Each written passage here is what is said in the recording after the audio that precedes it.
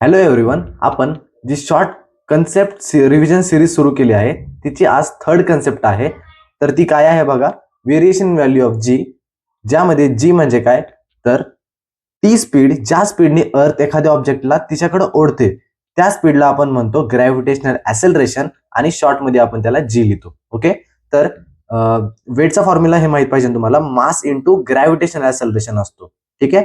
तर आता सुरू करू. सरफेस वरती कसं चेंज होती जी ची व्हॅल्यू. आता अर्थ रोटेट करते हे आपल्याला माहिती आहे. त्यामुळे अर्थ बल्ज असती इक्वेटरला, म्हणजे इक्वेटरला ती थोडीशी फुगलेली असते आणि पोल्सला ती थोडीशी फ्लॅट असते. ओके. रोटेशनमुळे आता रेडियस जो असतो इक्वेटरवरती तो जास्त असतो ऍज कम्पेअर टू पोल. ठीक आहे. तर रेडियस किती असतो इक्वेटरवरती?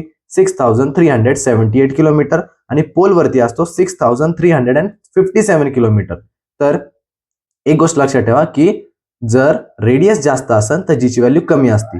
तर इथं इक्वेटरला रेडियस जास्त आहे तर जी ची व्हॅल्यू कमी आहे, ती आहे 9.78, आणि पोलवरती रेडियस जो आहे तो कमी आहे म्हणून जी ची व्हॅल्यू जास्त आहे, ती आहे 9.83 मीटर पर सेकंड स्क्वेअर.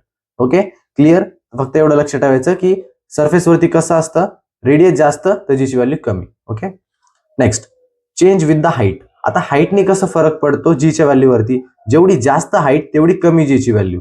आता तुम्हाला जी डायग्राम दिसतीये स्क्रीनवरती त्यात बघा, अर्थच्या सरफेसवरती जिथं हाईट आहे 0 किलोमीटर, जीची व्हॅल्यू असते 9.8 मीटर पर सेकंड स्क्वेअर.